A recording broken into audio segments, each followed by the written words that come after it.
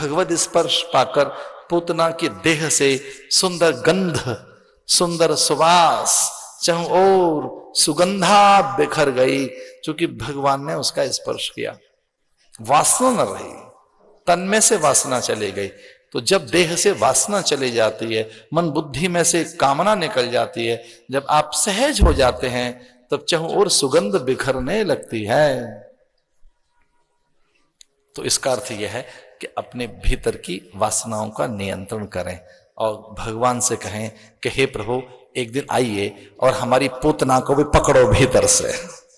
एक दिन हमारी पूतना को, पूतनैति, वो भावना, वो दुर्वासना, वो कामना, वो दृष्टि, वो हमारे भीतर की निरंतर की अनियंत्रित वासनाएं जो पूत नहीं हैं, जो पवित्र नहीं हैं, जो पवित्र नहीं है वासनाएं, उनको भी नियंत्रित कीजिए। पूतना जब गिरी आंगन में तो सब चकित हुए, विस्मित से हुए, और मां ने तो तुरंत ब्राह्मण जमाए, पकवान व्यंजन मिष्ठान बांटने लगी। कोई गौ की पूंछ उनके ऊपर से फिराने लगी, तो कोई साधु संत महात्माओं को दान दक्षिणा देने लगी, तो कोई गौरी पूजन करने लगी, और कोई आनंद आमोद में अपने देवताओं का ध्यान करने लगी कि देखो एक विपत्ति टल गई। तो कोई श्रृंगार करने लगी। भगवान की दूसरी लीला है, उसका नाम है नामकरण लीला। भगवान का नामकरण लीला, प्रभु का नाम, भगवान का नाम। ध्यान रखना, जगत दो चीजों पर आधारित है। इस जग से दो चीजें छीन लें तो जग नहीं रहेगा, जगत नहीं रहेगा, संसार का अस्तित्व ही नहीं रहेगा। संसार का अस्तित्व दो चीजों पर आश्रित है, रूप और नाम। जगत इन दो चीजों से जाना जाता है, रूप और नाम। रूप नाम।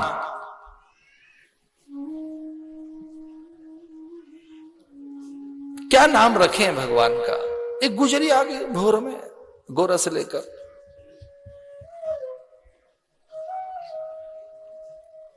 माखन लेकर, बौर मंजरी लेकर, तुलसी बिल्व पत्र लेकर, दूसरी पूरी पकवान लेकर, कोई मिष्ठान लेकर, कोई कारी कमरिया, पीरो पीतांबर अंगरखा, ऐसे बहुत सुंदर सुंदर आभूषण लेकर। पर जो पहली गुजरी आई, उसने हौले से कान में एक बात कही, अरे यशोदा, तेरे लाला का नाम रखने आई।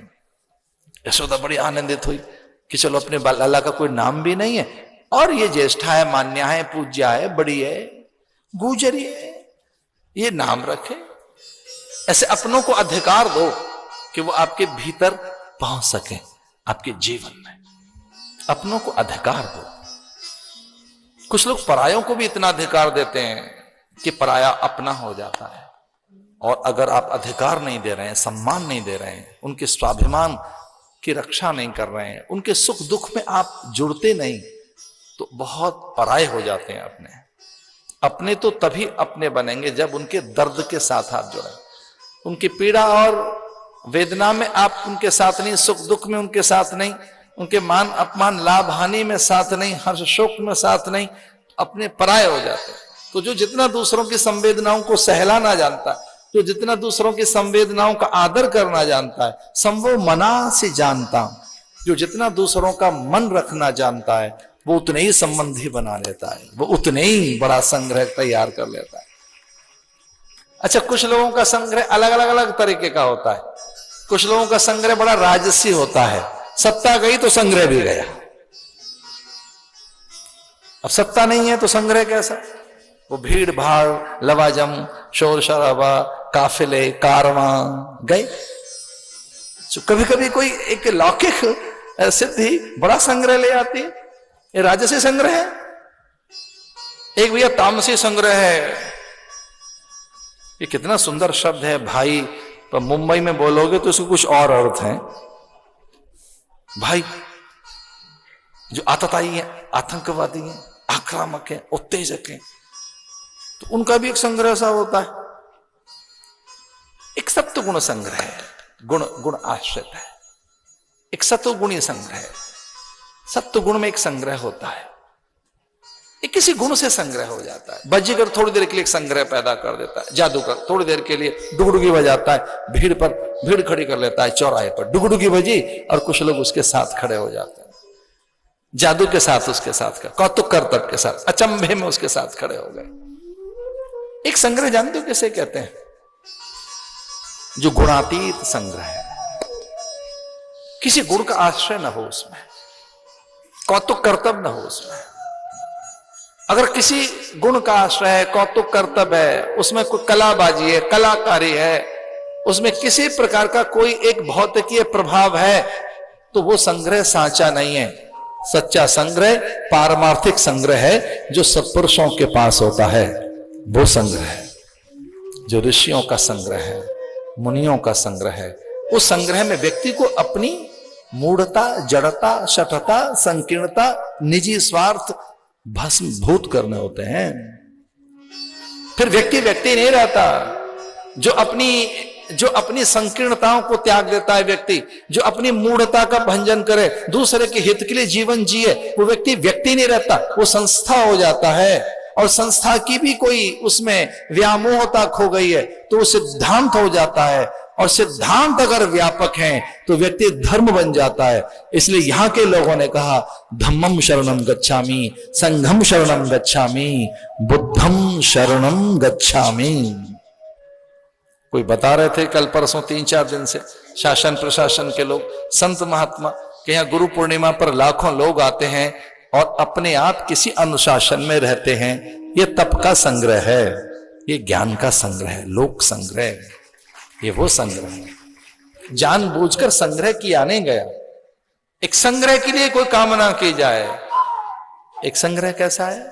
जो गुणातीत संग्रह, अलग प्रकार का। अपनों को पराया कर लेते हैं कुछ लोग।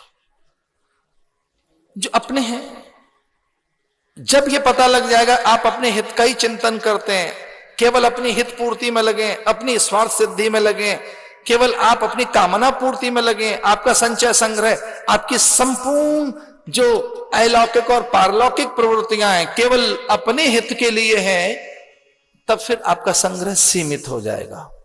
कुछ साथ चलेंगे लोग बस शमशान तक, 2-4 दिन का रोना धोना, फिर तो अगले बरस बरसी और फिर श्राद्ध तक सीमित। कोई कहानी जानता है क्या? कौन पहचानता उनको?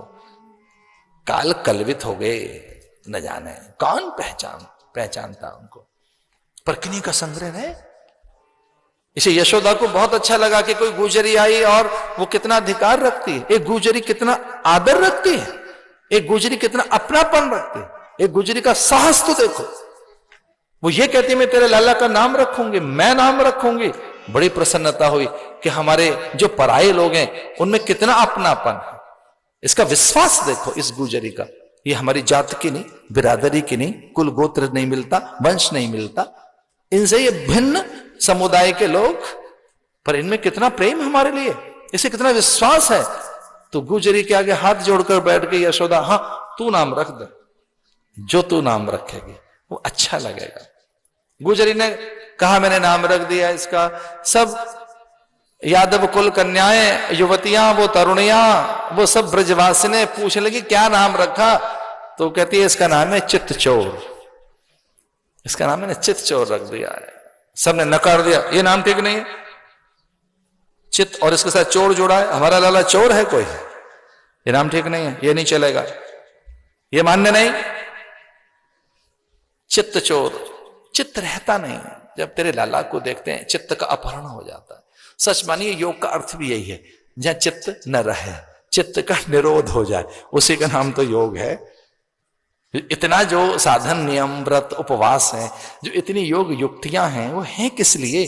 कि चित्त की जो 5 प्रवृत्तियां, वृत्तियां शांत हो जाएं। क्षिप्त, विक्षिप्त, मूढ़, एकाग्र, निरुद्ध, ये चित्त की 5 अवस्थाएं, ये चित्त की 5 वृत्तियां हैं।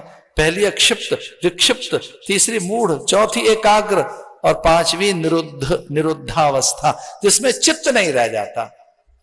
तेरे लाला को देखे तो चित्त नहीं रहता है, नकार दिया गुजरी का नाम, ये नहीं चलेगा। दूसरे ने कहा मैं रख देती हूं, क्या नाम है? इसका नाम है मनहर, ये मन का हरण करता, मन का अपहरण कर लेता, ये भी नहीं चलेगा। एक ने कहा मदन गोपाल, एक कहती है मदन गोपाल क्यों रखती है कि मदन जैसे हैं, काम जैसा सुंदर है, इतना सुंदर है, काम जैसा सुंदर है। तो दूसरे ने कहा नहीं मदन हटाओ, ये मदन काम का नाम है, मदन नहीं चलेगा, खाली गोपाल। एक ने कहा गोपाल ठीक नहीं, गोविंद रख देते हैं। एक कहते नहीं नहीं ये नहीं चलेगा, केशव रखेंगे, केश कितने सुंदर हैं। एक ने कहा केशव रख देते हैं, कोई गोविंद कोई गोपाल। एक ने कहा ये भी नहीं होगा, ऐसे करते हैं जो मन को आनंद दे, उल्लास दे, माधव रख दें। कोई माधव कहने लगी।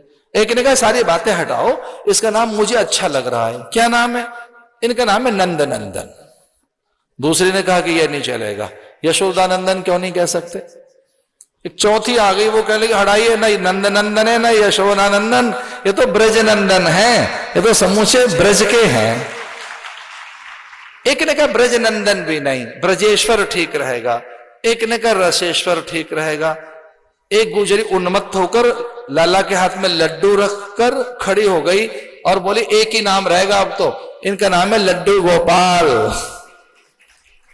अब गुजरियों में बहस होने लगी, किसकी बात सुने भैया? कोई कहती है लड्डू गोपाल, मदन गोपाल, ब्रज गोपाल, और कोई कहती है गोपी जन वल्लभ, कोई ब्रजेश्वर, नंद नंदन, यशोदानंदन। एक ने तो सुंदर सा नाम रख दिया। वो कहती है बहुत अच्छा एक नाम मुझे सूझ रहा है, क्या नाम है इनका? और इनका नाम है श्याम सुंदर। ये सांवरे हैं, सलोने हैं, श्याम सुंदर। एक ने कहा बिहारी, कोई कहती है कुंज बिहारी, विपिन बिहारी, छैल बिहारी, रसिक बिहारी, आनंद बिहारी। वृंदावन में बड़ी होड़ लगी है, सबके मंदिर अलग अलग है। रसिक बिहारी, छैल बिहारी, विपिन बिहारी, वेद बिहारी। जो एक आश्रम बनता है वहां एक बिहारी खड़ा हो जाता है। एक जितने आश्रम वहां बन रहे हैं, बिहारी, वेद बिहारी, प्रेम बिहारी, ज्ञान बिहारी, कुंज बिहारी, और हमारे अत्यंत आदरणीय पूज्य महाराज जी रमण रेती वाले रमण बिहारी। हर व्यक्ति के साथ बिहारी, हर व्यक्ति ओन करता है उनको, हर साधु ओन करता है। ये बड़ी कठिनाई है, हर व्यक्ति ओन करता है, उनको हर व्यक्ति ओन कर रहा होता है। मेरा ओन करना माने मेरा। जैसे कोई आपसे पूछे भाई आपका गांव, हमारा गांव ये, आप अपने गांव को, अपने गली मोहल्ले को ओन करते हैं ना, हमारा। तो ठाकुर को वहां पे सब कह रहे हैं हमारा है। यही तो बात है, बस एक ये सीखने की बात है, ठाकुर हमारा है, भगवान हमारे हैं, हम उसके कितने हैं ये बिल्कुल दूसरी बात है। ये बिल्कुल भिन्न बात है कि हम उसके कितने हैं, पर भगवान हमारे हैं। इसलिए कोई रमण बिहारी, छैल बिहारी, रसिक बिहारी, कुंज बिहारी, प्रेम बिहारी, वेद बिहारी, तो कोई माधव मुकुंद बनवारी गिरधारी, तो कोई उन्हें कहती है गोपाल गोविंद, तो कोई नंदलाल नंद नंदन ब्रज नंदन, तो कोई उन्हें यो श्याम सुंदर कहती है। और वो झगड़ती नहीं ग्वालिने, तब तक तो नंद बाबा, रोहिणी, यशोदा शांडिल्य की ओर निकल पड़े। उस झुंड में पता नहीं लगा गोपियों को कि कब वो गुरु की गली की ओर निकल गए। गुरुजनों को भी ऐसा लगा कि एक गोपनीय विधि से गौशाला में और वृक्षों की छांव में, मुक्ताकाश में, चूंकि मुक्त पुरुष है, मुक्ताकाश में ये स्वामी है, परमात्मा है, तो प्रकृति के निश्चल परिवेश में और गौओं की सन्निधि में कोई आसन नहीं, आडंबर नहीं, आयोजन नहीं, भव्यता नहीं, सज्जा नहीं, रंगोली नहीं, अल्पना नहीं, मंगल कलश नहीं, तोरणद्वार नहीं, शंख शहनाई घंट और घड़ियाल नहीं। सीधी सीधी बात है, भगवान के लिए सीधा नाम रखें। तो वो गर्गाचार्य और शांडिल्य वो चौक नहीं पूर रहे हैं, मंगल कलश नहीं रख रहे हैं, घट स्थापन नहीं कर रहे हैं, वो क्या कर रहे हैं? सीधे सीधे नाम रखना चाहते हैं। कितनी सरलता! साधना में थोड़ी सरलता भी लाओ कभी कभी, पर कभी साधना में सज्जा भी लाइए। गुरुजनों ने संकेत दिए कि नामकरण के समय कोई सज्जा व्यवस्था नहीं होगी, कोई बड़ा उत्सव नहीं रचा जाएगा, उत्सवों के आडंबर से परे हटकर हमें बस एक दिन के लिए ठाकुर मिला है, हम कोई आडंबर तो नहीं होने देंगे। ये संतों ने कितनी बड़ी बात कह दी। संत और आचार्यों ने कहा कि हम भगवान का जब नाम रखेंगे तो बिना किसी आडंबर के, और वो उत्सव करती रहती। जब भगवान संकेत करते तो संकेत उत्सव, छींक दिया भगवान ने तो छींकोत्सव। यमुना के तट पर सारे गोप ग्वाल बाल छींक रहे हैं। पंडितों ने पूछा क्या कर रहे हो, क्या लाला ने छींका है? सारे ग्वाल बाल जब यमुना के तट पर ताली बजा रहे हैं, मयूर को देकर, भृंग कुरंग को देकर, सुंदर से पशु पंछियों को देकर, तो पूछा पंडित साधु ज्ञानियों ने, अरे आज ये पूरे समय ताली क्यों बज रही है? तो ब्रजवासियों ने बताया आज हमारा ठाकुर बंदर को देखकर ताली बजा रहा था, इसलिए हम भी ताली बजा रहे हैं। एक दिन तो हद होगी, सारे ब्रजवासी यमुना के किनारे लुढ़क रहे हैं। आज क्या हुआ कि लाला आज लुढ़कना सीख गया है, करवट लेनी सीख गया है। करवट उत्सव है, लुढ़कन उत्सव है। इतने जुड़ गए वो भगवान में।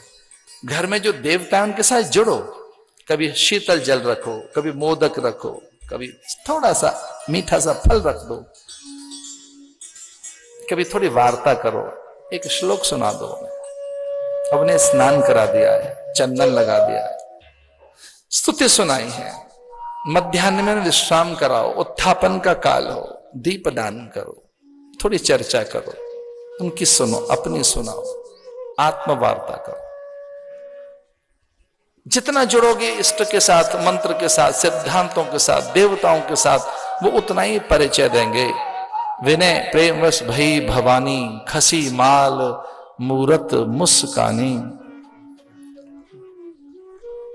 अब तो ये बात कही जा रही है कि जितना अधिक आप प्रतिमाओं के साथ, देवताओं के साथ, अज्ञात शक्तियों के साथ एक संबंध बनाते हैं, वो संबंध उतनी घनिष्ठता और अधिक वो आपको संवेदनाएं देता जाता है।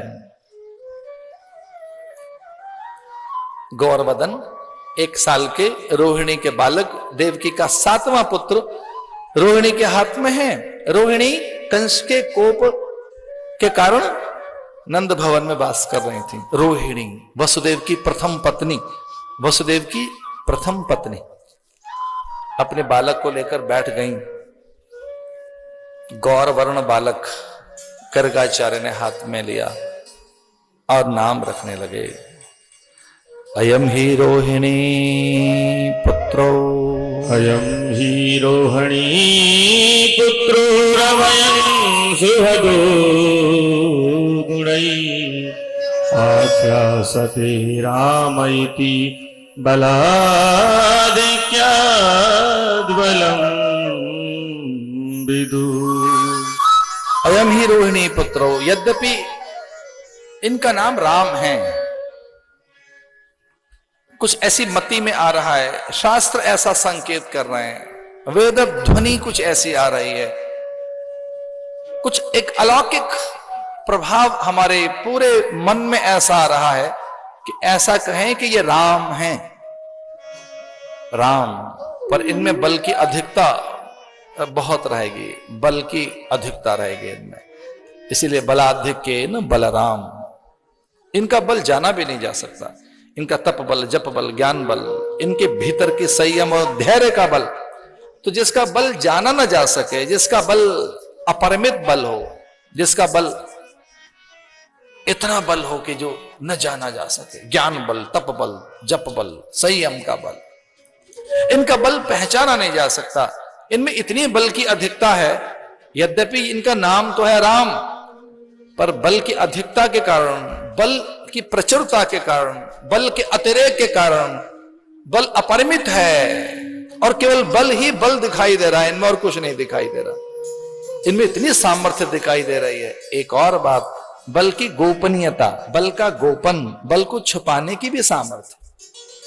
बलाधिक्य न, जिसका बल न जाना जा सके, न पहचानने में आए, बल तो हो, पहचानने में ना आए, इसलिए क्या नाम है? बलराम, बलाधिक्य न बलराम।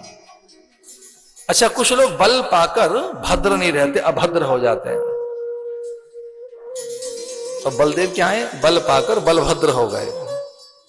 भद्रा सुभद्रा हो गई वहां। जिसकी बहन भद्रा है, सुभद्रा। भद्रा यात्रा में मान्य नहीं, लेकिन वह कृष्ण की संगति में सुभद्रा। लोग नाम बदल लेते हैं। सुशासन नाम था, सुयोधन नाम था। आप जानते हैं, पठित हैं, संस्कारित हैं, साधक हैं, सत्संगी हैं, स्वाध्यायी प्राणी हैं। आप तो ये बात जानते ही होंगे कि दुर्योधन का नाम सुयोधन था। दुर्योधन का नाम दुर्योधन नहीं था, उसका नाम था सुयोधन। दुराचरण के कारण नाम पड़ गया दुर्योधन। छोटे भाई का नाम था सुशासन, भ्रष्ट आचरण के कारण पड़ गया नाम दुशासन। 100 भाइयों की एक बहन सुशला, मूढ़मती, नाम पड़ गया दुशला। आप अच्छा कोई आचरण करेंगे तो नाम आपका बदल देंगे लोग। अच्छा कुछ करेंगे तो। कुछ लोगों को तो भगत जी कहते हैं, साधु जैसे हैं, देव जैसे हैं। ये तो स्वयं संत जैसे हैं। न उन्होंने संन्यास लिया है, न वो साधु हैं, पर उनमें इतनी सरलता, विनम्रता, उनमें ऐसी विद्या, उनमें ऐसा संयम, अधिक सदाचार। तो लोग कहते हैं हमारे गली मोहल्ले में साधु जैसे हैं। बस साधु ही है ये तो भक्त ही हैं, भगवान जैसे हैं। कोई इतना सीधा हो प्राणी तो कहते हैं गऊ जैसा है, सीधा है, सब कुछ दे देता है। व्यक्ति आड़ा तिरछा हो तो नाम बदल दिया जाता है। तो क्या नाम हो गया? बलराम। बल की अधिकता तो बलभद्र, सुभद्रा। नाम भद्रा, सुभद्रा हो गए। तो अपने बल का अगर सदुपयोग आप कर रहे हैं, बल है और उसे सीमित करना जानते हो या उस पर संयम रखना जानते हो, अपने बल पर नियंत्रण करना आपको आता है, बल से दूसरों को आतंकित नहीं करते, तो फिर वो बल श्रेष्ठ बल है। इसलिए इनका नाम क्या है? बलराम, बलदेव। श्यामांग प्रभु के अपना लाला यशोदा ने दिखाया, हे देव, हे आचार्य, हमारे लाला का नाम रख दीजिए। एक बहुत सुंदर सी चौपाई मुझे याद आती है तुलसीदास जी की, नामकरण के समय की चौपाई।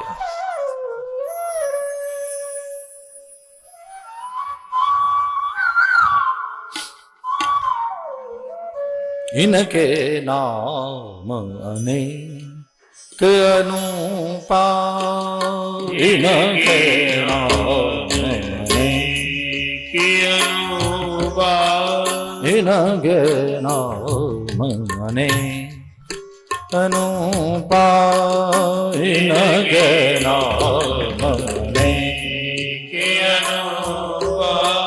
मैं नृप कहु सुमति अनुरूपा, मैं नृप कहु सुमति अनुरूपा।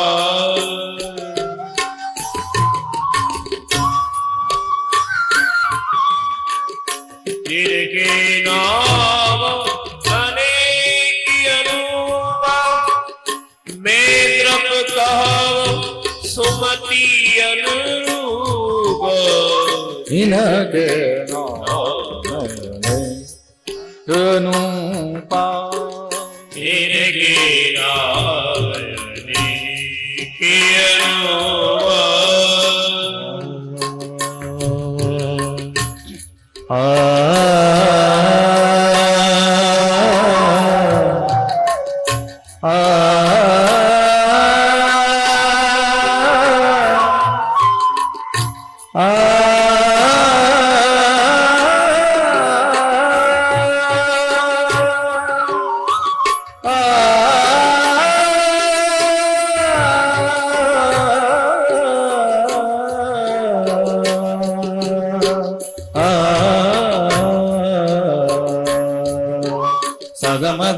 सगमद निध मगध निसा निध निध मद मग मग सा।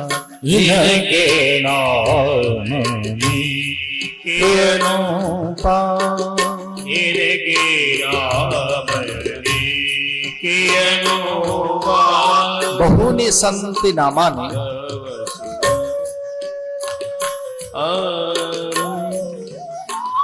एक नाम नहीं है भगवान के, अनेक नाम है। अगम अगोचर हैं, नित्य शुद्ध शाश्वत सनातन विभु प्रभु स्वयंभू। उपनिषद ऐसा कहते हैं, कबीर मनीषी परिभू स्वयंभू। भगवान कवि हैं, मनीषी हैं, परिभू हैं, स्वयंभू हैं, अगम हैं, अगोचर हैं, नित्य हैं, शुद्ध हैं, सनातन हैं, व्यापक हैं, सर्वसमर्थ हैं, यहां हैं वहां हैं, सर्वत्र हैं। वो निर्विकल्प समाधि से, सविकल्प समाधि से, निर्वितर्क समाधि से, सर्ववितर्क समाधि से, निर्विचार समाधि से, सविचार समाधि से, निर्बीज समाधि से, सबीज समाधि से, वो दोनों रूपों में जाने जा सकते हैं। वो निर्गुण भी है, सगुण भी है।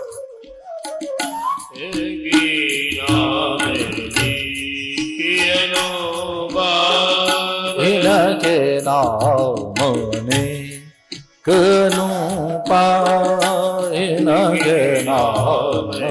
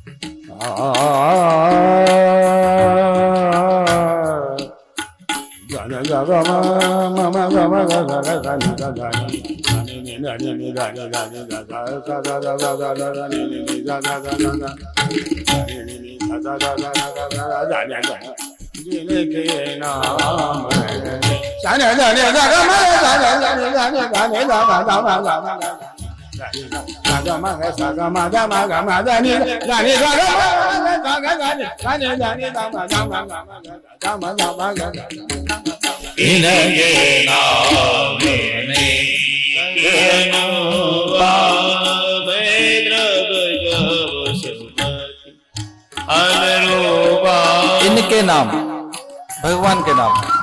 मैं नृप कहव सुमत अनुरूपा स्वमति, यद्यपि बहुनि संति नामान। एक नाम में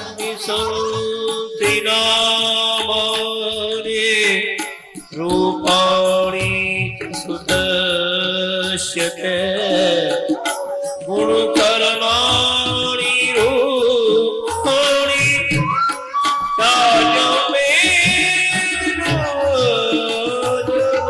तान्यम वेद नो जना। तान्यम वेद नो जना, जिसे वेद नहीं जानता। शास्त्र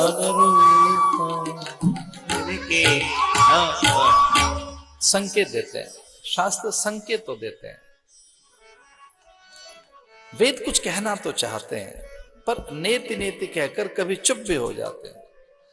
तो नेति नेति का अर्थ है न इति, जिसका न अंत है, न आदि है, न मध्य है।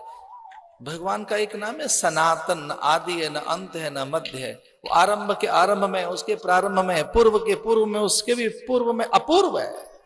तो जिसकी पूर्वता सिद्ध नहीं होती, पूर्वता के पूर्व में भी कोई अपूर्वता अनुभूत होती है। पूर्व के भी पूर्व में, आरंभ के भी आरंभ में, उसके भी प्रारंभ में, पहले से पहले, उससे पहले, सबसे पहले, और अंत में, मध्य में सनातन है, जो नित्य नूतन है।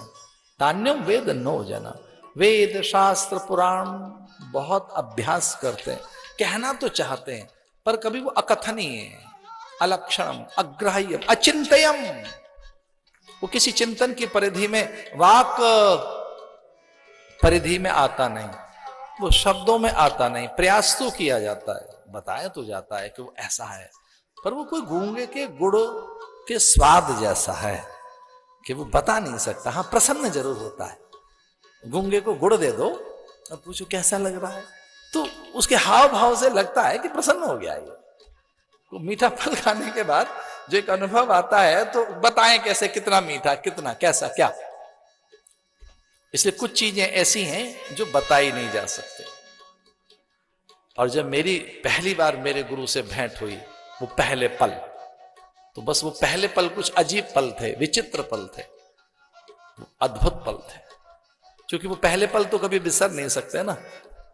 जीवन के कुछ पल ऐसे होते हैं, प्रथम पल अविस्मरणीय होते हैं, और वो पल ही कुछ ऐसे थे जिसमें मेरे सारे प्रश्न छीन लिए उन्होंने, ये कहकर कि आप जब भी कभी कोई बात करें तो उसमें कब, कौन, कैसे, क्या, कब, कौन, कहां, कैसे और क्या, ये नहीं आना चाहिए। कब, कौन, कहां, कैसे और क्या, ये मत लाना, वो मेरे ऊपर छोड़ देना, मेरे ऊपर छोड़ देना। कब, कौन, कहां, कैसे और क्या। मुझे इतना ही याद है कि जो हमारे प्रश्नों को छीन ले, पहेलियों को, शंकाओं को, बस वही गुरु है, बस वही गुरु है। जो हमारे प्रश्नों को छीन ले, पहेलियों को छीन ले, शंकाओं को छीन ले, दैन्य छीन ले, दुविधा छीन ले, जो दुर्बोध है उसे सुबोध कर दे, बस वही गुरु है। जो दुर्बोध को सुबोध कर दे वही तो गुरु है। कुछ दुर्बोधता न रहे जीवन में, दुर्बोधता, दुर्लभता, दुस्तरता, अप्राप्यता, अलभ्यता, ये शब्द छिन जाते हैं। अलभ्यता, अलभ्य, कुछ लभ्य नहीं, अलभ्य नहीं, दुर्लभ नहीं, दुसाध्य नहीं, दुष्कर नहीं, दुष्प्राप्य नहीं, अप्राप्य नहीं, अप्राप्य नहीं। तो जो अप्राप्यता को छीनता है और जो प्राप्त है उसका बोध करा दे, प्राप्त का, फिर कुछ और पाना शेष नहीं रहता। ये एक बात है।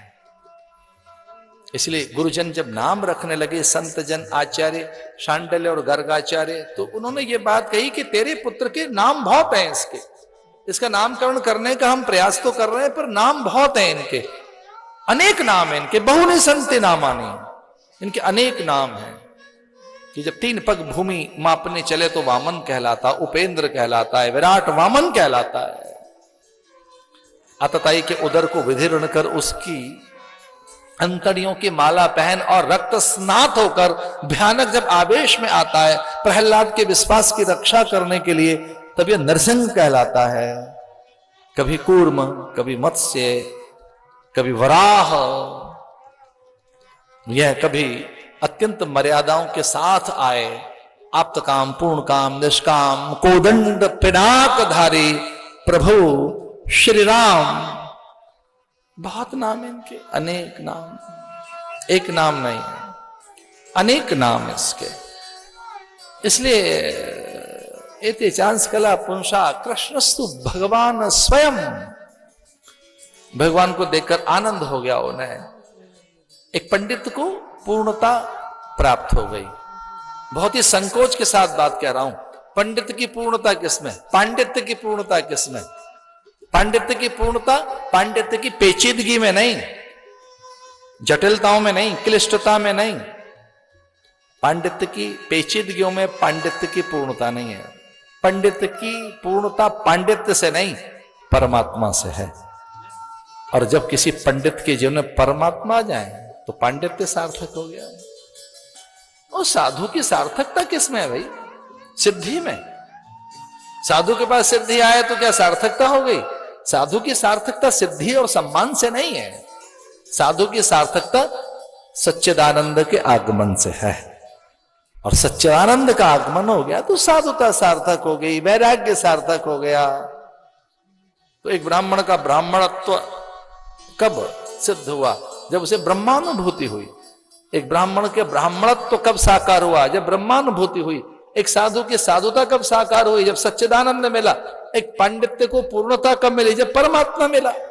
तो पांडित्य की पूर्णता परमात्मा के मिलने में है। इसलिए सन्यास साकार हो गया, साधुता सिद्ध हो गई, पांडित्य को पूर्णता मिल गई। और प्रौहित्य कर्म को, वो पुरोहित है ना, तो आज प्रौहित्य कर्म को पूर्णता मिल गई, क्योंकि परमात्मा सामने है। भगवान के दर्शन मिले पंडित को, जो संकल्प करा रहे थे, पूजा पाठ कराते रहते थे, कथा, यजन, भजन, संकीर्तन, नवग्रह देव पूजा और होम हवन करते रहते थे। वो पंडित, उन्हें आज भगवान मिल गए। इसलिए वो प्रसन्न हैं, आनंदित हैं, और वो चकित हैं कि इनका नाम क्या रखें। ये तो स्वयं भगवान है। इसलिए उन्हें प्रणाम करके चलते बने, ये कहकर कृष्णस्तु भगवान स्वयं। अरे यशोदा नंद बाबा ये स्वयं भगवान है, कृष्णस्तु भगवान स्वयं। पंडित को रोका टोकर, ठहरो, नाम तो बताओ, लाला का नाम क्या रखा, इनका नाम क्या रखा आपने? तो उन्होंने कहा इनका नाम कृष्णस्तु भगवान स्वयं, ये श्री कृष्ण है। मेरे साथ मिलकर बोलिए जय श्री कृष्ण, जय श्री कृष्ण। कृष्णस्तु भगवान स्वयं, तेरा बालक ये कृष्ण स्वयं भगवान है। इसका अर्थ क्या है? कृष्ण कृष्ण धातु से बना है, इसका अर्थ है आकर्षण, खींचना, बहुत खिंचाव, लगातार जो खींच ले, आकर्षण हो जिसमें, बलात् हठात आकर्षण। संसार की बहुत सी चीजें ऐसी हैं जिनमें आकर्षण है, पर वो आकर्षण सदा नहीं रहता, वो आकर्षण मंद हो जाता है। कली का कौमार्य जब विकसित होता है, फूल बनता है, मकरंद, गंध, सुगंध, पराग, सौकर्यता और सौरभ्यता, उसकी सुगंधा जब चारों ओर बिखरती है तो सदा कहां रहती है? जो सौकर्यता, सौरस्यता, सौरभ्यता, गंध, मकरंद, सुगंध, उसकी आभा, शोभा, प्रभा, झूमता नाचता डाली पर वो फूल इतराता हुआ कि भ्रमर उसके आसपास से तितलियां उड़ान भर रही हैं। कोई कवि उस पर कविता लिख रहा है कि पुजारी का मन मचल रहा है, डाल पर से तोड़कर भगवान को दे दें। ऐसा फूल कितना इतराता है। वो कली का कौमार या पुष्प की गंध, सुगंध, मकरंद, उसकी शोभा या उसके भीतर में जो एक आकर्षण है, कब तक, कब तक? सांझ को तो ढल जाना है, पल्लव बिखर जाएंगे, 2-3 दिन के बाद तो पत्ते खाद बन जाते हैं, फिर माटी। तो संसार में बहुत से आकर्षण ऐसे हैं जो आकर्षित तो करते हैं, पर कब तक, कब तक कोई कमनीयता आकर्षित करेगी? कब तक कोई रूप? इसलिए एक चीज ध्यान से सुनना, आकर्षण अपने भीतर में एक धीरे से अनाकर्षण भी रखता है। आकर्षण अपने भीतर में एक स्वाभाविक रूप से अनाकर्षण रखता है। अटैचमेंट अपने साथ एक डिटैचमेंट छुपा के रखते हैं। जो एक अटैचमेंट है उसके साथ कोई एक डिटैचमेंट स्वाभाविक रूप से रहती है। तेरे लाला के अंदर जो आकर्षण है नित्य है। कृष्ण का अर्थ है ऐसा आकर्षण नित्य हो, पर केवल आकर्षण, आकर्षण के साथ आनंद भी, केवल आकर्षण, आनंद भी। तो भगवान के नाम का अर्थ क्या है? आकर्षण आनंद के साथ, आकर्षण आह्लाद के साथ, आकर्षण प्रियता के साथ, आकर्षण संपन्नता के साथ, आकर्षण नित्य का। और एक बात और, जो पल पल पूर्णता प्रदान करे ऐसा आकर्षण, तेरे लाला का नाम है। इस प्रकार से भगवान का नामकरण हो गया। सुंदर से उत्सव की चर्चा है जिसमें उत्कच का शरीर नाश है, जड़ाभिमानी उत्कच का। बहुत पदार्थ जब आ गए, पकवान, मेवा, मिष्ठान, व्यंजन, परिधान, आभूषण, प्रणाम, जय जयकार, स्तुति, यशोगान, कीर्ति, तब कभी अभिमान भी आ जाता है। इतनी चीजें जब आपके आसपास आ जाएं, पद, प्रतिष्ठा, पूज्यता, वंदना, श्रेष्ठता, संग्रह, भौतिकी अनुकूलताएं, फर्श का आदमी जब अर्श पे चला जाए तो कभी अभिमान तो आ ही जाता है। वो कुछ ग्वाल बालों को भी आ गया, गोपांगनाओं को भी, वो कुछ नंद बाबा और यशोदा को भी छूने लगा कि देखो कितनी सामग्री हमारे यहाँ है। ऐसे फल फूल, वस्त्र, आभूषण, परिधान, इतना सम्मान पहले कभी नहीं देखा। तो ठाकुर जी कपड़े के उस झूले में लिटा दिए और कोने कोने में पदार्थ। कभी ऐसा होता है पदार्थों की अधिकता, प्रचुरता, पदार्थों की प्रधानता और परमात्मा गौण। कभी ऐसा ही होता है। दीपावली के साज सज्जा में बहुत समय लग रहा है और पूजन गौण, ध्यान गौण। कुछ उत्सव ऐसे होते हैं जो बहुत अधिक समय प्रबंधन में, साज सज्जा में लेते हैं।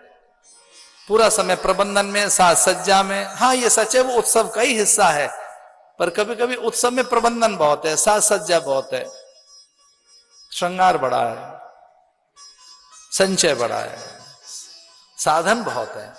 किस लिए इकट्ठे हो रहे हैं साधन? तो कई बार साधन इकट्ठे होते रहते हैं, क्योंकि सुख पाना है, साध्य की प्राप्ति करनी है, तो पता लगा कि जीवन भर साधन इकट्ठे करते रहे, साध्य मिला ही नहीं।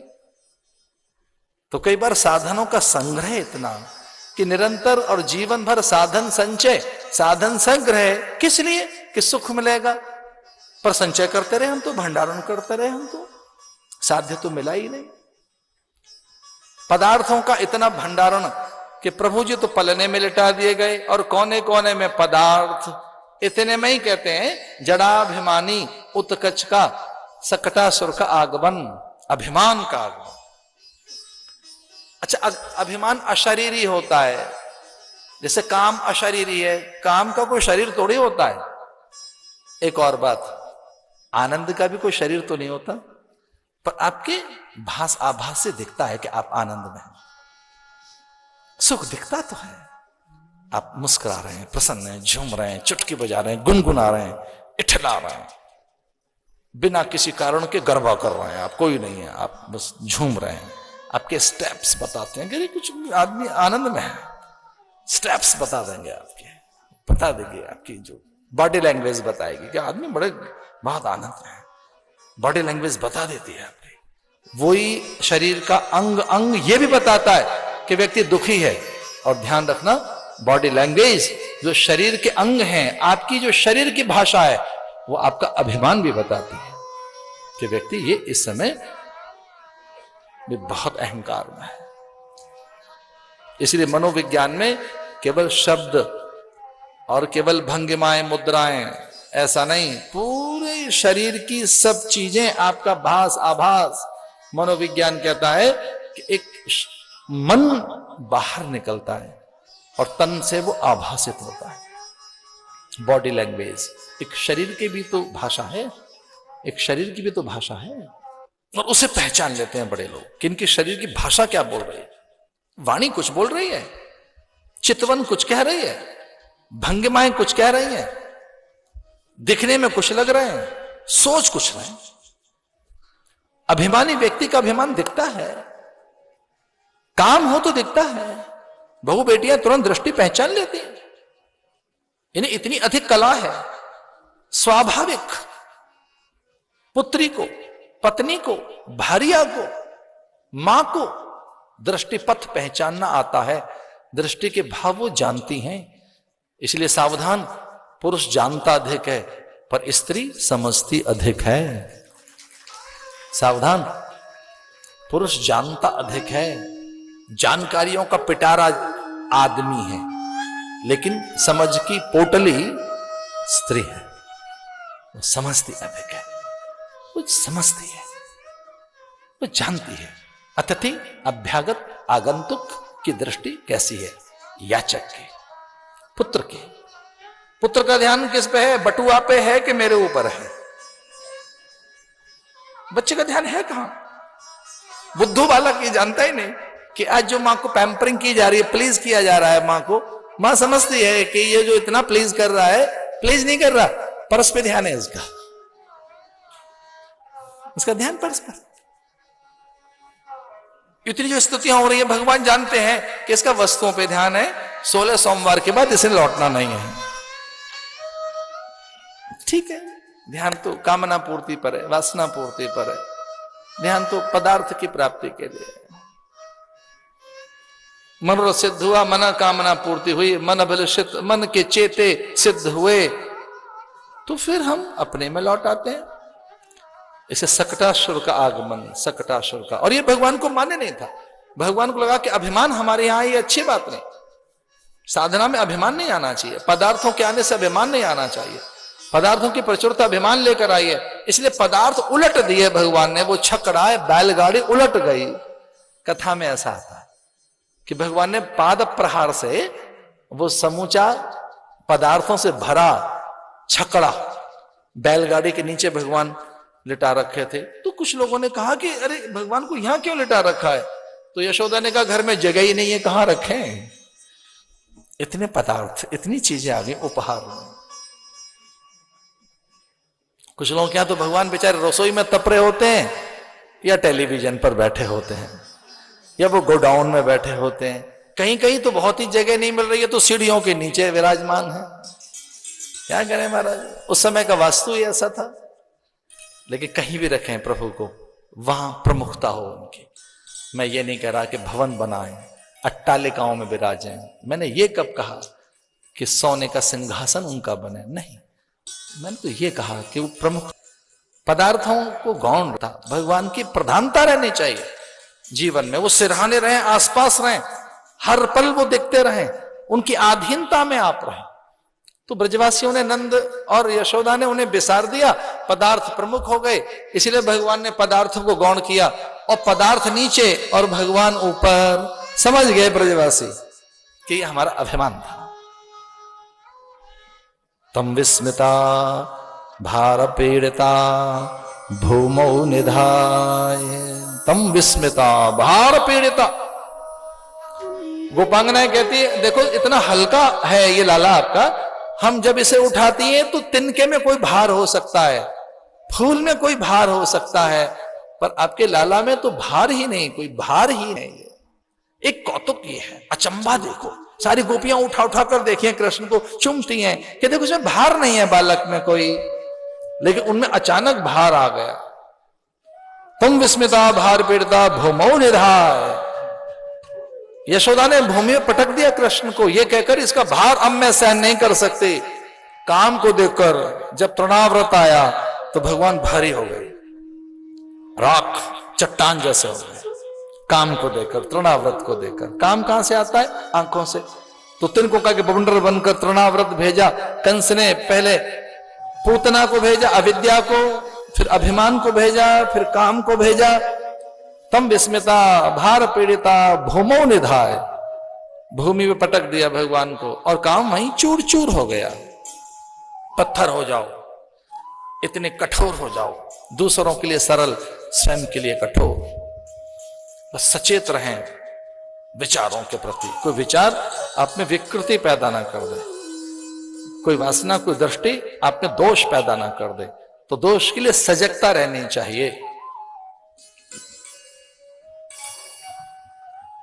और जब वो सब चीजें चकित कर देने वाली देखी कि तृणाव्रत का नाश हो गया, अघा और सकटासुर का, पूतना का, तो गोपियां उत्सव मनाने लगी।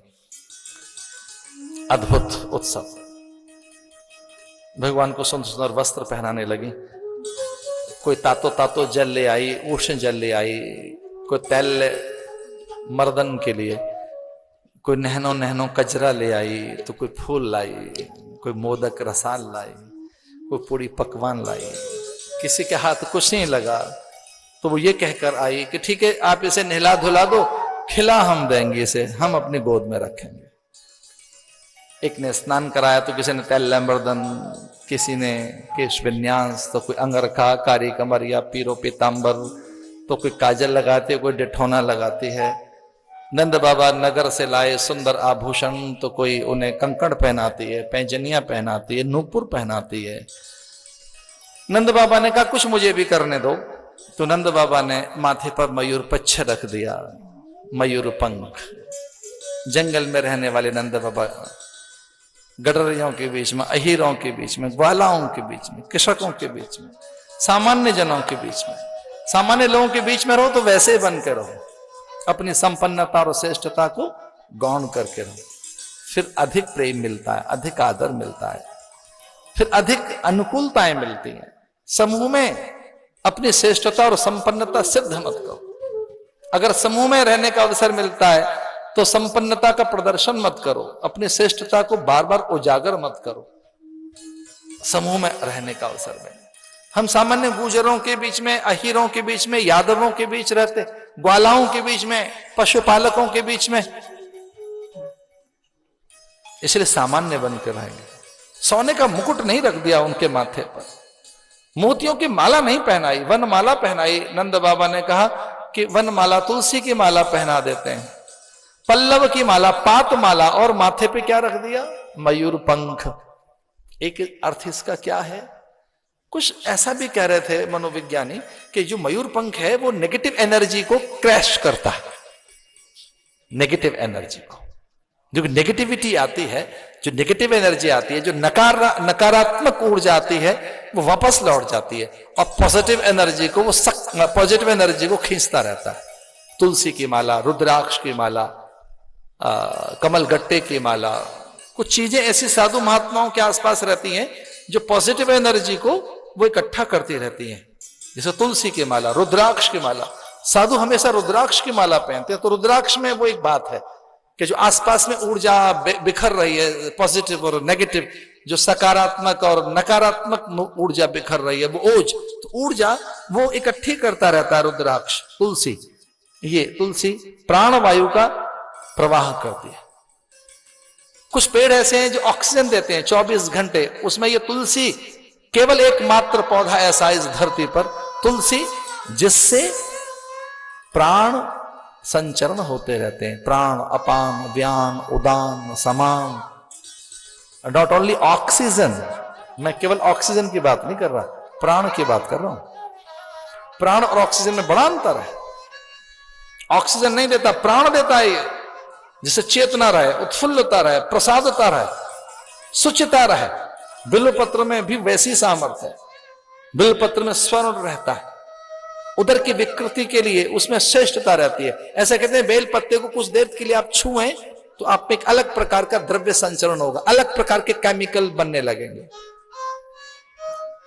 इसे ये बताया गया कि शिव के ऊपर जब आप वस्तुएं चढ़ाएं, दूध, दधी, घृत, शहद, बिल्व पत्र, तो उसका मर्दन करें ऐसे, clockwise anti clockwise, clockwise anti clockwise, ऐसे मर्दन करें, खूब मर्दन करें। तो वो औषधियां जब घर्षण होंगी, मर्दन होगा, तो आपके शरीर के माध्यम, आपके उस घर्षण के माध्यम से, आपकी हथेली के माध्यम से गंध बनेगी, रसायन बनेगी, आपके शरीर में जाएगी। बेलपत्ता जितना घिसा जाएगा, बेलपत्ता तुलसी जितना आप छुएंगे, उतनी आपके भीतर में सामर्थ्य जाएगी। ये औषधियां हैं जिनको हमारे ऋषि मुनियों ने जोड़ा। दुर्वांकुर, बिल्वपत्र, धतूर, शमी, आक, विजया। इसे विजया और बिल्वपत्र का, विजया और बिल्वपत्र, शमी, धतूर पत्र, इनका जब हम मर्दन करते हैं तो एक अलग प्रकार के रसायन बनती है, अलग प्रकार के।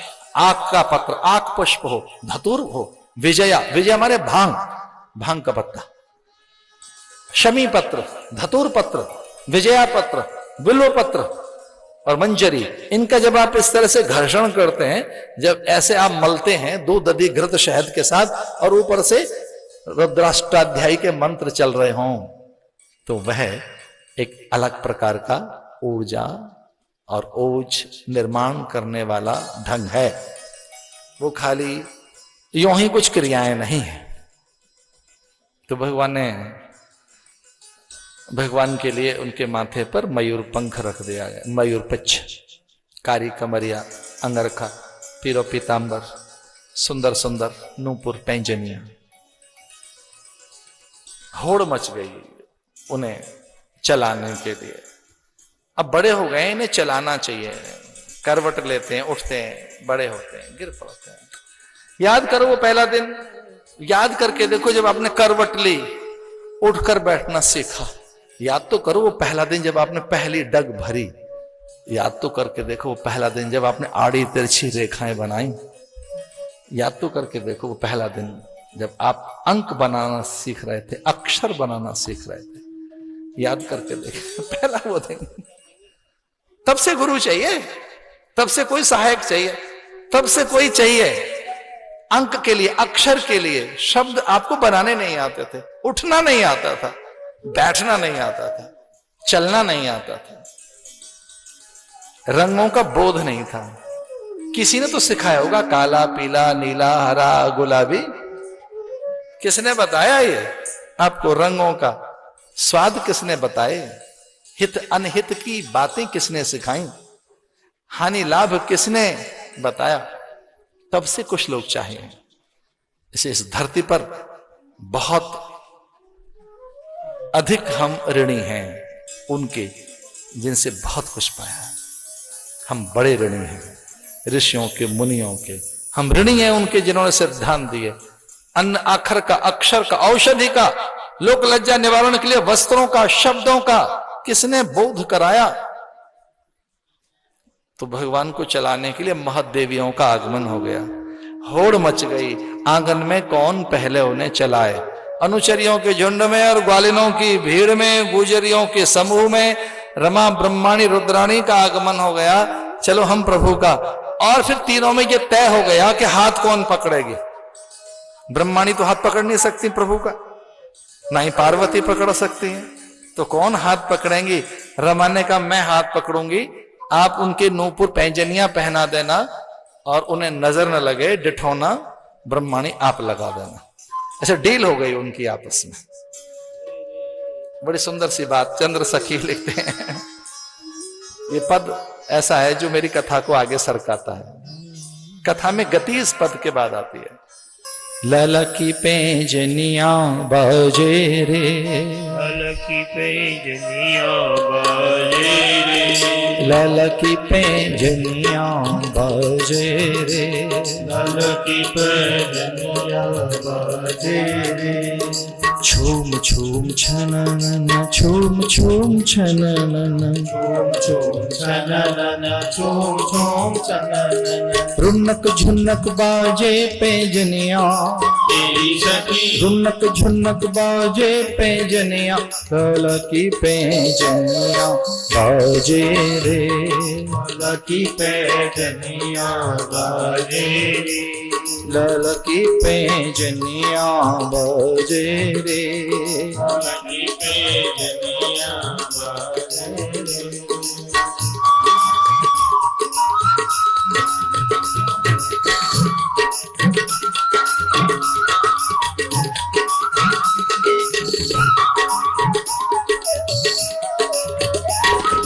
आज ललन को चलन सिखावे, आज ललन को चलन सिखावे, आज ललन को चलन सिखावे, आज ललन को चलन सिखावे।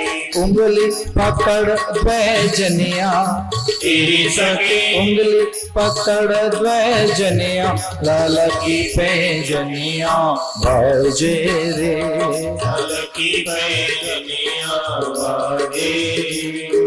छूम छूम छनन, छूम छूम छनन, झूम झूम छननन, झूम झूम छननन। रुनक झुनक बाजे पैंजनिया, तेरी सखी बाजे पैंजनिया, ललकी पैंजनिया बाजे रे, ललकी पैंजनिया बाजे रे।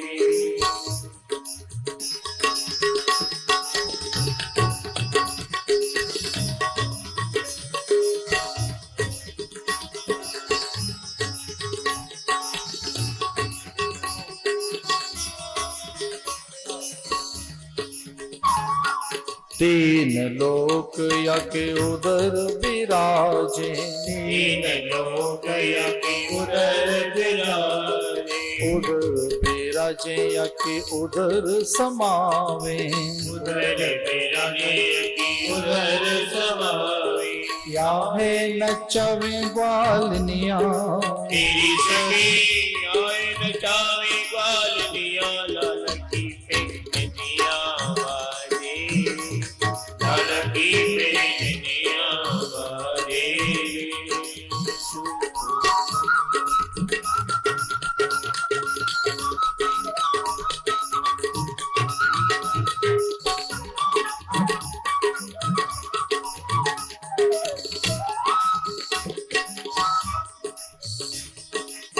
चंद्र सखी भज बाल कृष्ण छवि, चंद्र सखी भज बाल कृष्ण छवि, चंद्र सखी भज बाल कृष्ण छवि, चंद्र सखी भज बाल कृष्ण छवि। तीन लोक को, तीन लोक को धनिया, ललकी पैंजनिया बाजे रे, ललकी पैंजनिया बाजे। शोम छलललललल बाजे गोहर पैंजनी, शोम छललललल बाजे मोहन पग पैंजनी झुम झुम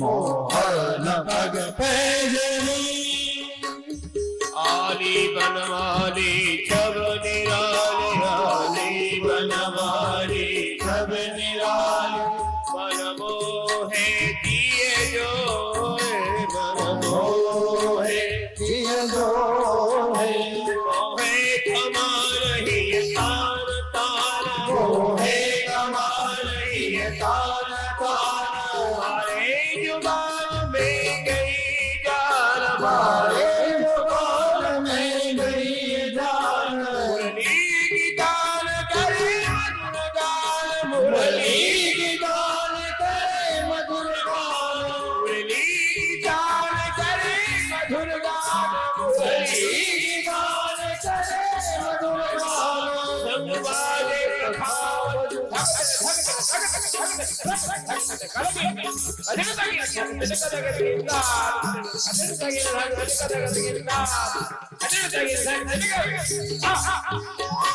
संगवाले पखावत बाजे मोहन पग पैंजनी मोहन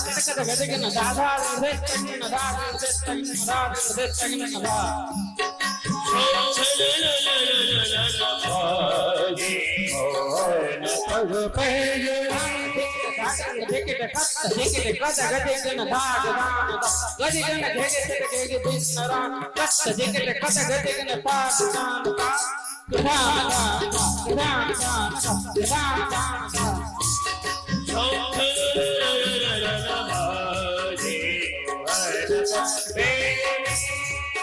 तुम छनन नन बाजे मोहन पग पैंजनी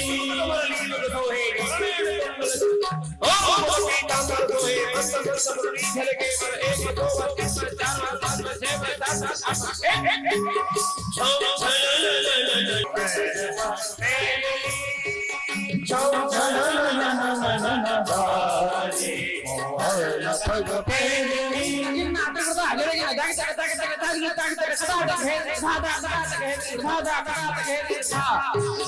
पग पैंजनी पग पैंजनी पग पैंजनी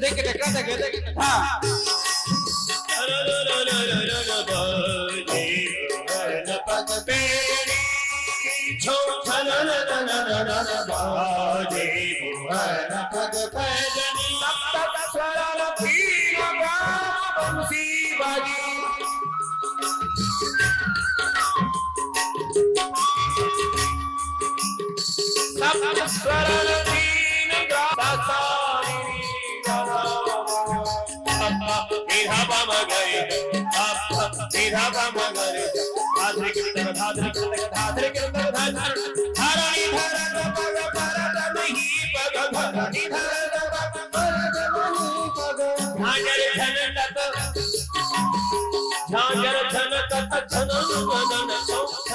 झनन बाजे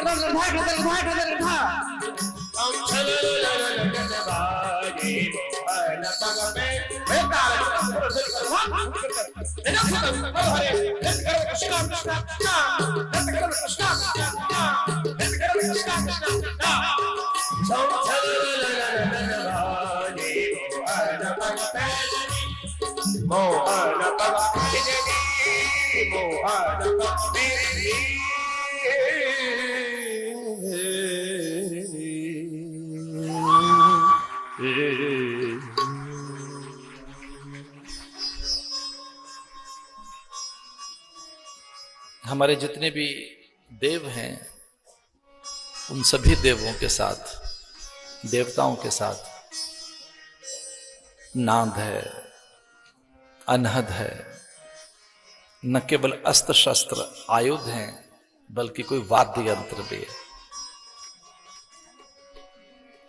शिव के पास डमरू है, नारायण के पास शंख है, नारद के पास वीणा है। प्रत्येक देवता के पास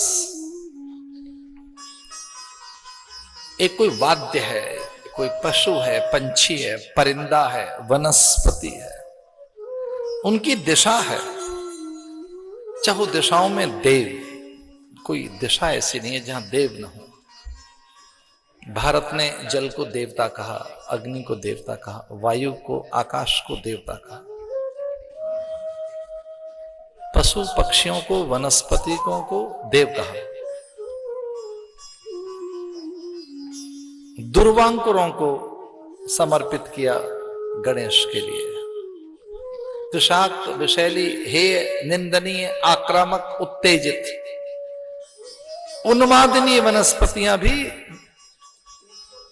शिव को अर्पित की गई। वो धतूर हो, विजया हो, वो भी उन्हें अर्पित की गई।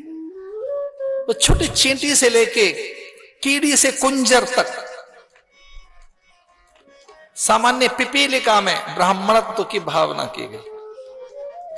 न जाने कितने दृश्य मैंने देखे हैं कि जब लोग चींटियों को अन्न परोस रहे, पिसा हुआ अन्न, मयूर, चकोर, मीन, भृंग, शूकर, स्वान, गर्दभ, कौन ऐसा है पशु जो देवताओं के साथ जुड़ा हुआ नहीं? स्वान, शूकर, कोकिल, कागा, मयूर, कीड़ी, कुंज। कोई वनस्पति ऐसी है जो देवताओं के साथ जुड़ी न हो?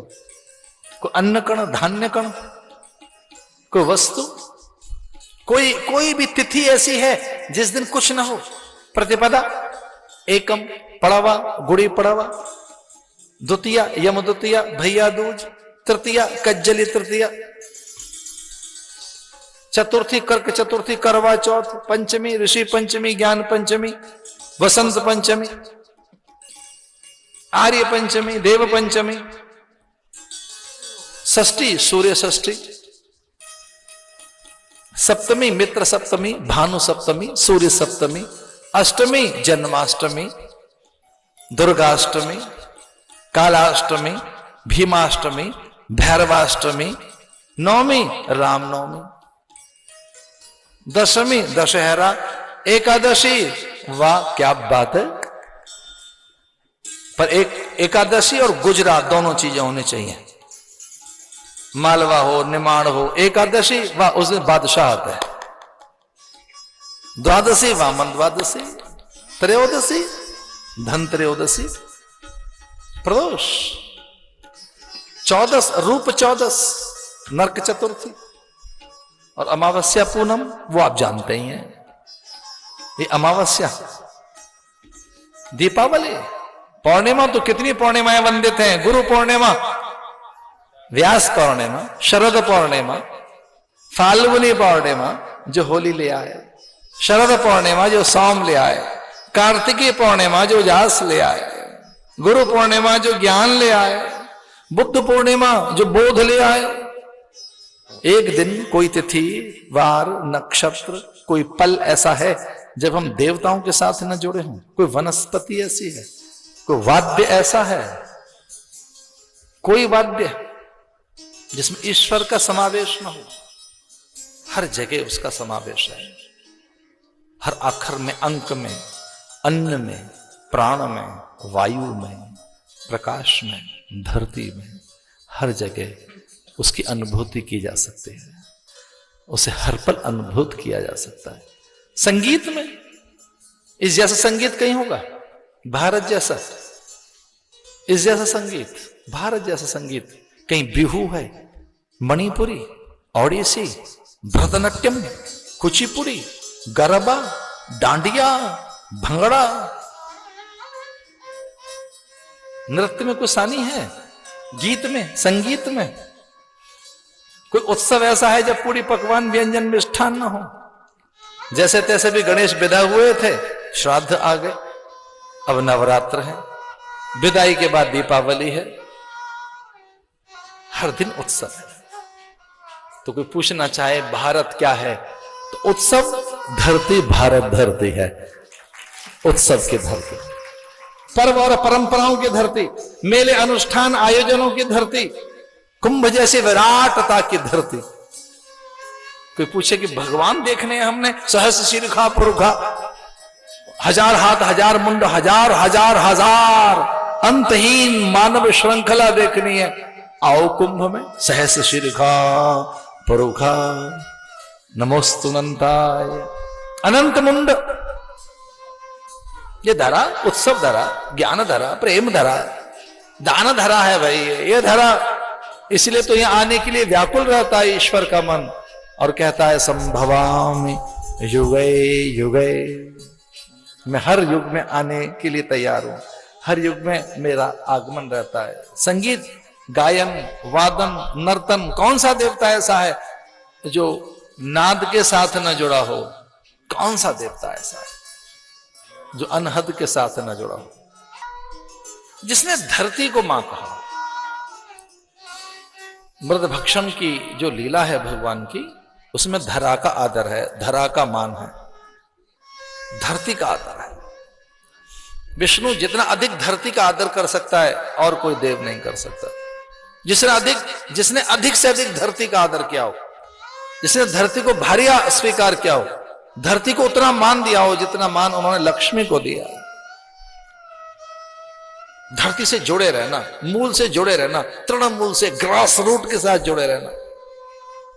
बड़े हो जाने पर भी जो तृणमूल है वो छूट न जाए, जुड़े रहना, ग्रास रूट, आम आदमी से जुड़े रहना, तिनकों से जुड़े रहना, पल्लव पात से जुड़े रहना, खेत खलियान से जुड़े रहना, झील जलाशय से जुड़े रहना, जुड़े रहना। संकेत है, ये बड़ा संकेत है। मृद भक्षण की लीला में माता भूमि पुत्र होम पृथ्व्या, वो धरा को लेकर उसकी पीड़ा का एहसास करना चाहे, दर्द जानना चाहे धरती का। जिस दिन आपको पूरे मोहल्ले का दर्द अपना दर्द लगने लगे, पूरे गांव का दर्द मेरा दर्द है, जिस दिन पूरे गांव का और नगर का दर्द आपका दर्द बन जाए, सच मानिए उस दिन आप में से आदमियत निकलेगी, उस दिन आप में से कोई मनुष्यता निकलेगी।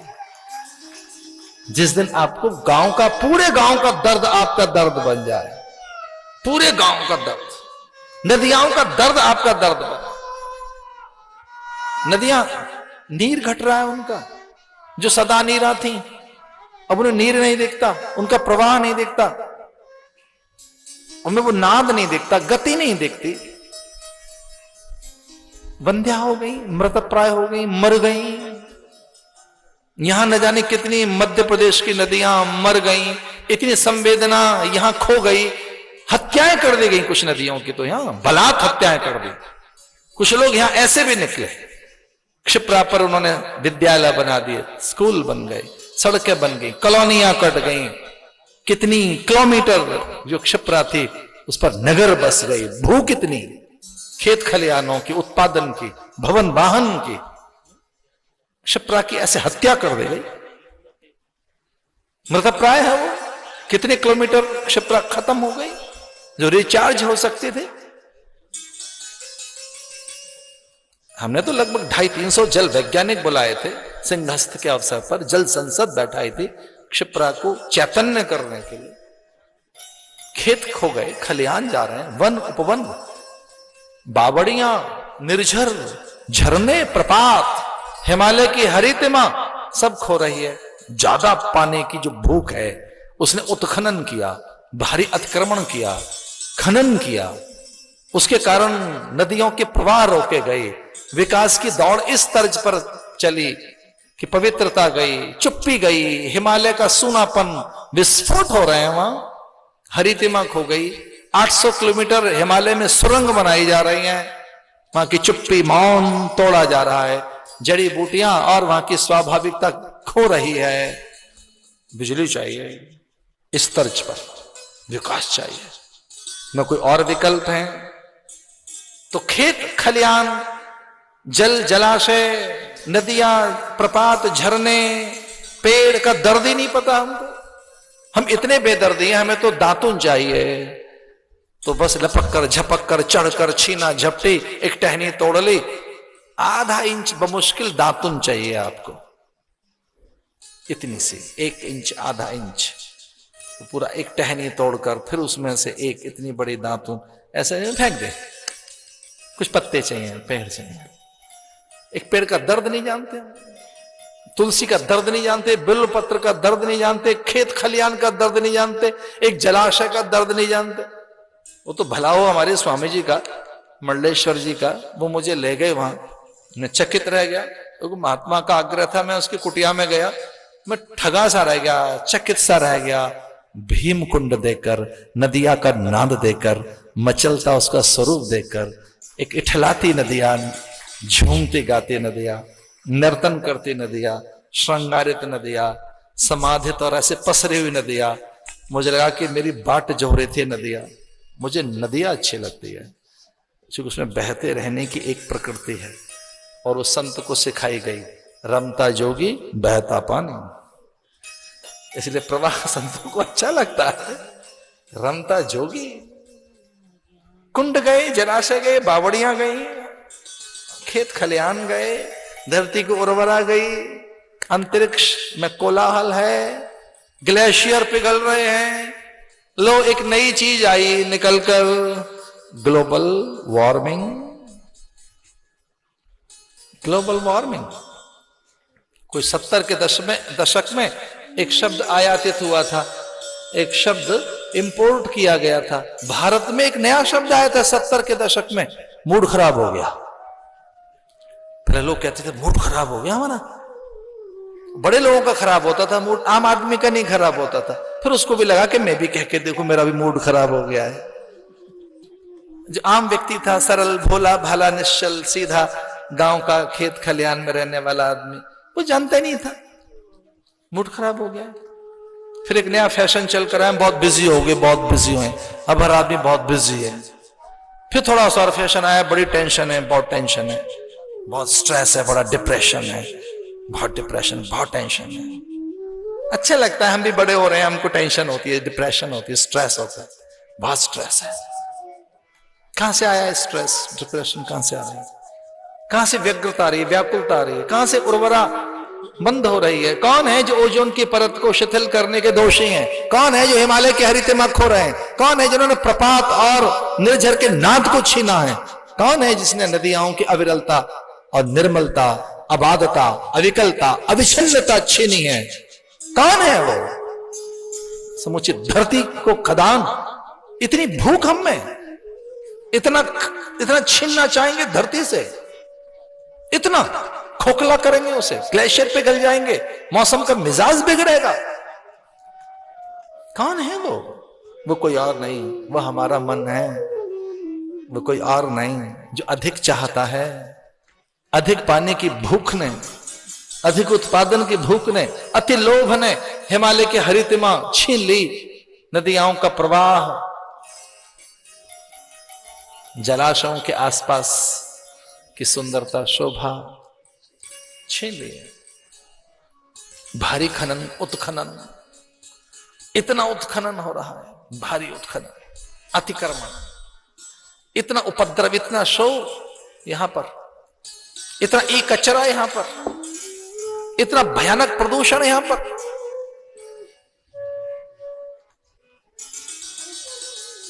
कोई चर्चा चल रही थी तो मैंने बताया कि अकेला एक ही देश ऐसा है जो 400 खरब लीटर पानी इसलिए खर्च कर देता है कि उसे मांस का उत्पादन करना, और वो पानी बचाया जा सके तो 50 करोड़ लोगों को वो पानी पिलाया जा सकता है।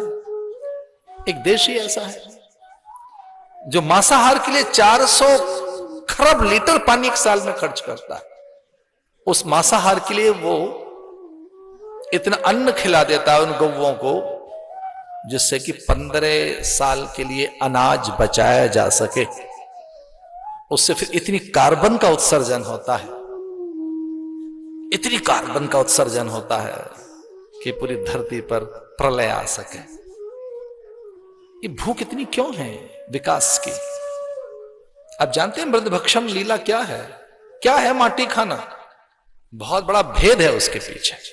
वो दर्द जानना चाहता है, धरती का दर्द क्या है, खेत खलियानों का दर्द क्या है, जलाशयों का दर्द क्या है। वो जानता है यमुना का दर्द क्या है, इसलिए तो नाग से मुक्त करना चाहता है, यमुना को निर्मलता देना चाहता है। वो धरा के दर्द के साथ जुड़ना चाहता है जो धरती के साथ नहीं जुड़े हैं, जिन्हें खेत खलियानों का, वन उपवनों का, उद्यानों का, झील जलाशयों का, निर्झर प्रपात का दर्द नहीं पता। ध्यान रखना, वो बहुत जड़ हैं और वो चैतन्य, शुद्ध चैतन्य, आत्मा शुद्ध चैतन्य। वेदांत में मैंने यही पढ़ा, आत्मा शुद्ध चैतन्य।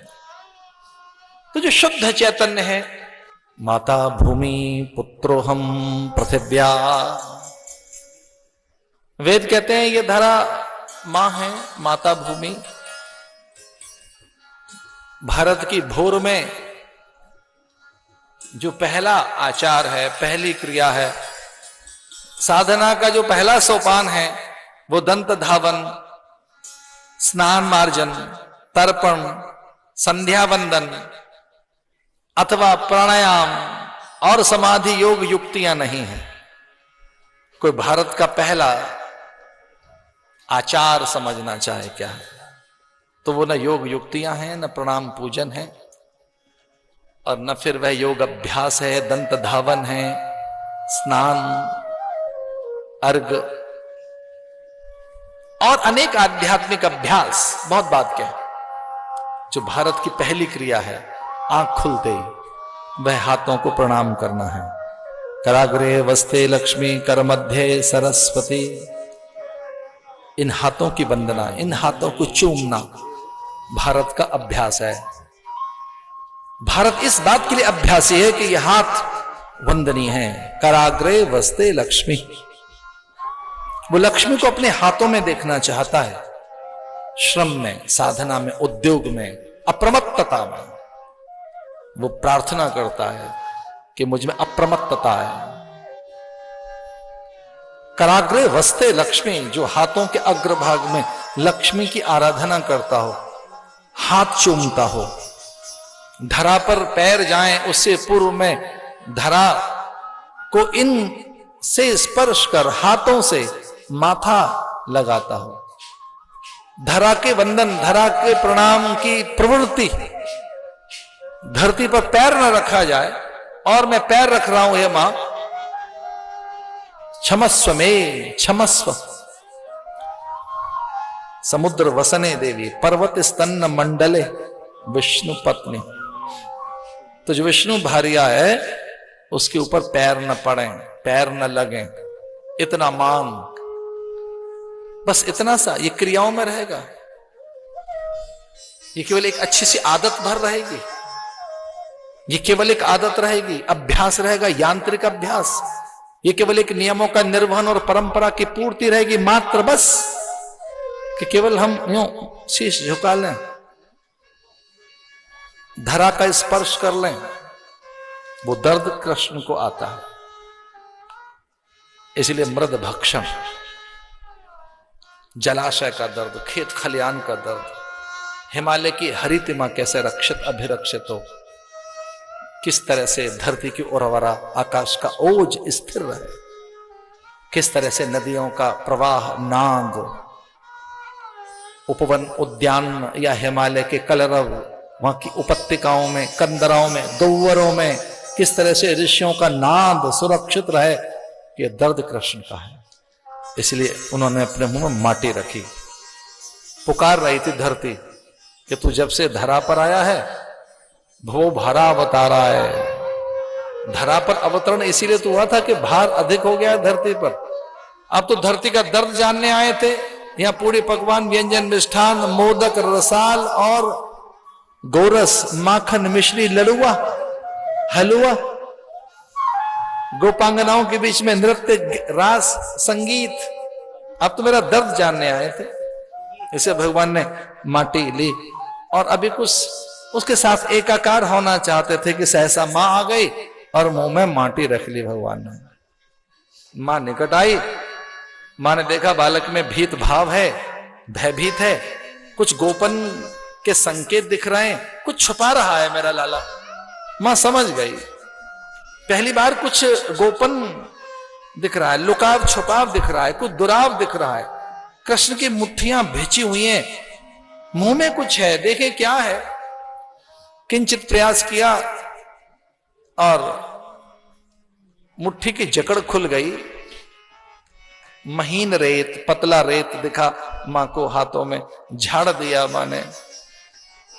थोड़ा सा प्रयास किया, कपोल तक गए हाथ, मुंह खुल गया, कान्हा के मुंह में माटी।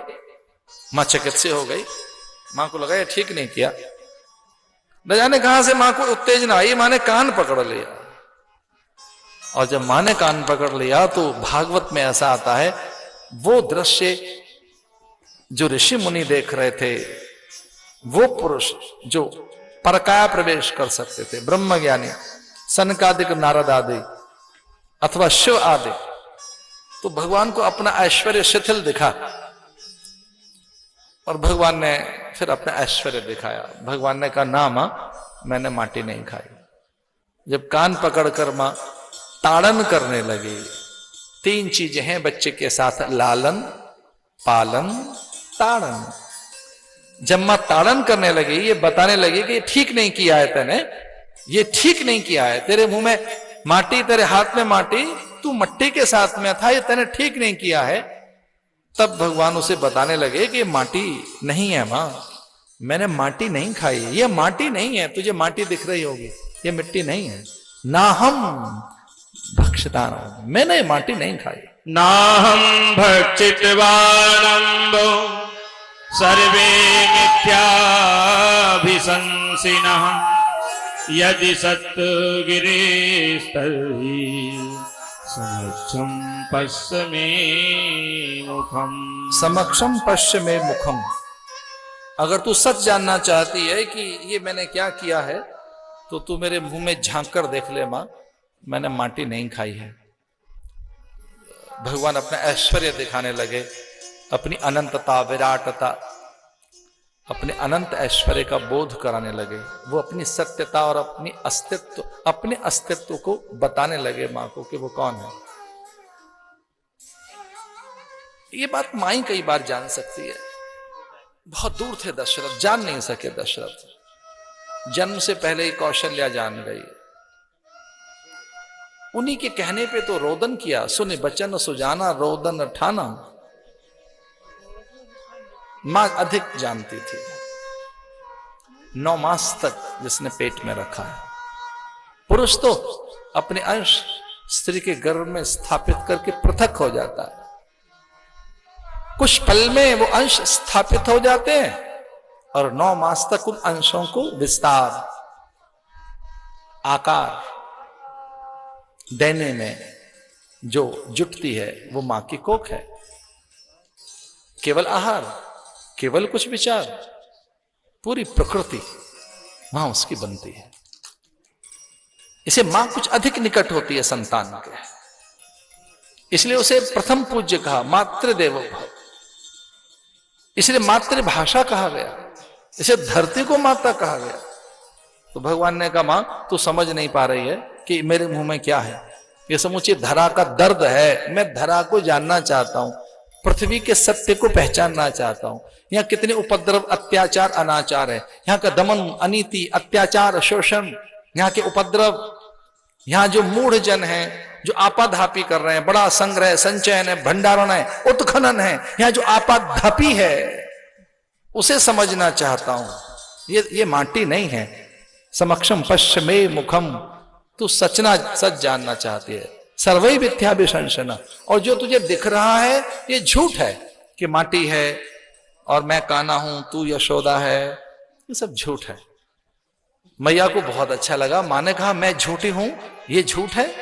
तो भगवान ने कहा यशोदा झूठी है, माटी झूठी है, और तू मुझे पुत्र समझ रही, ये भी झूठ है, सच कुछ और है। तो मां को बड़ा अच्छा लगा।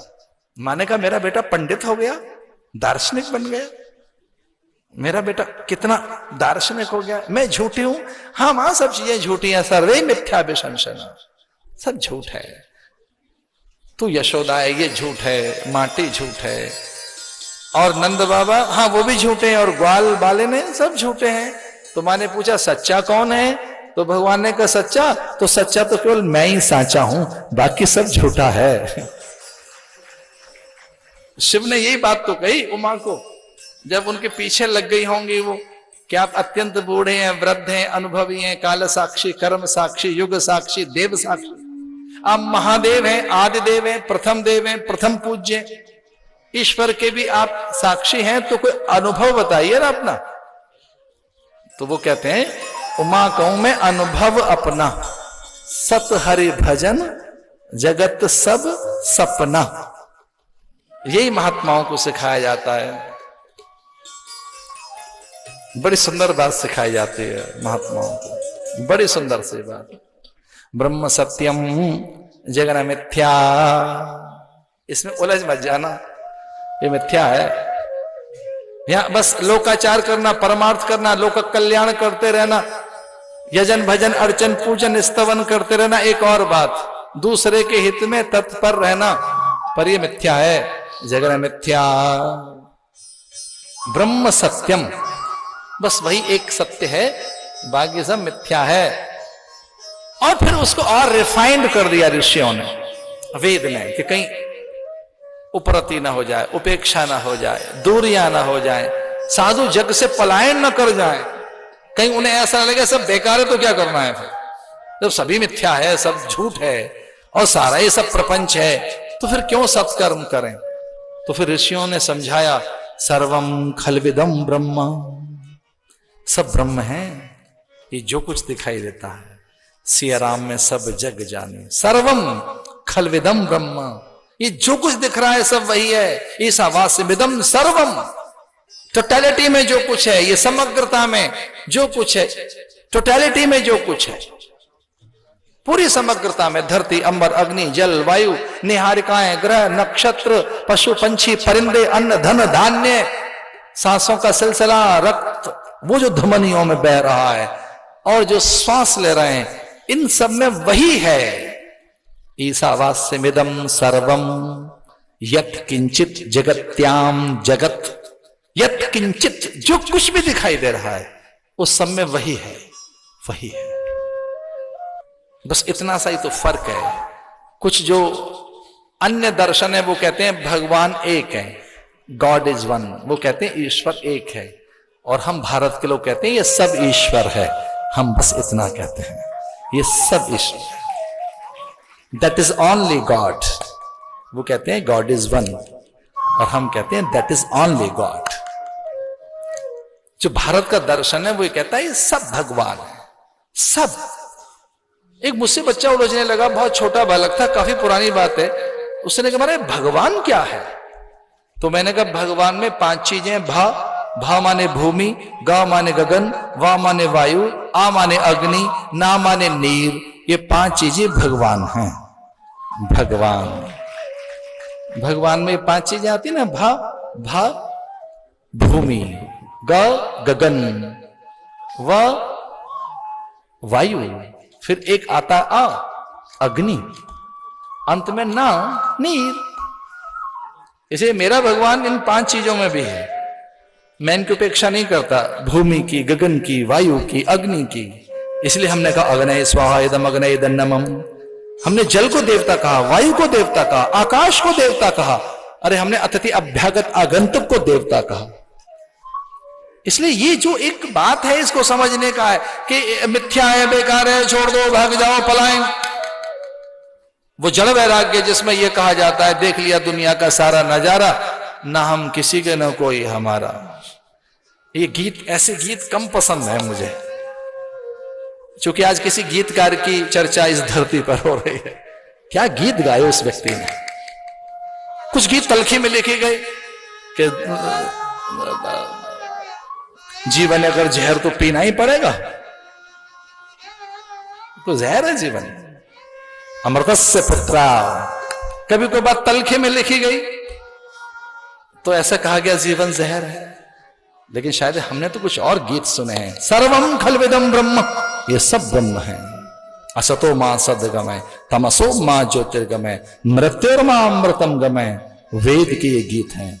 उठ जग उत्तिष्ठत जागृत प्राप्य वरान्य बोधत। उठ जग और पहचान अपने स्वरूप को। ये सब वही है, इसका दुरुपयोग न हो।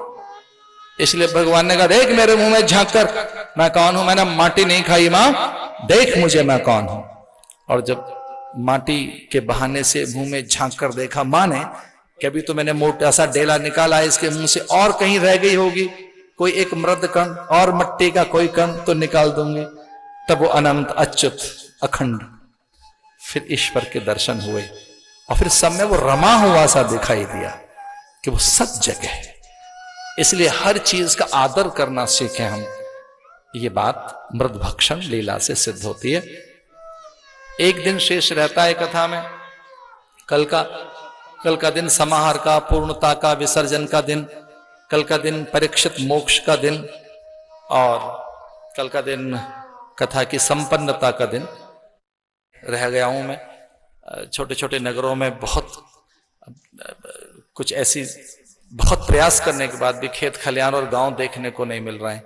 बहुत लंबे समय के बाद किसी सुंदर से छोटे से कस्बे नगर में ऐसा, जहां भारत पूरा दिखाई दे रहा है, आने का अवसर मिला है। जहां माथे पर बिंदिया है, मांग में सिंदूर है, जहां निश्चलता है, भोलापन है। मध्य प्रदेश पूरा कभी कोई मुझे एक गुदगुदी सी तो देता है।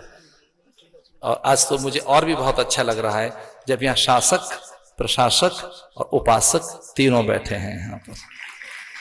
तो कभी कभी ऐसा होता है कि तीनों एक साथ बैठे तो बड़ा अच्छा लगता है। शासक बैठे हैं यहाँ पर मंत्रियों के रूप में, और प्रशासक बैठे हैं सामने एडमिनिस्ट्रेशन, और उपासक बैठे हैं। और जब कभी शासक, उपासक और प्रशासक संतों के पास बैठे तो फिर देश की कुछ और संभावनाएं सामने खड़े होते हैं। फिर कुछ अलग तरीके की एक विकास की राह, फिर एक अलग तरंग, फिर एक अलग प्रकार का एक कोई और मुझे लगता है नया अध्याय जुड़ता है राष्ट्र के हित में।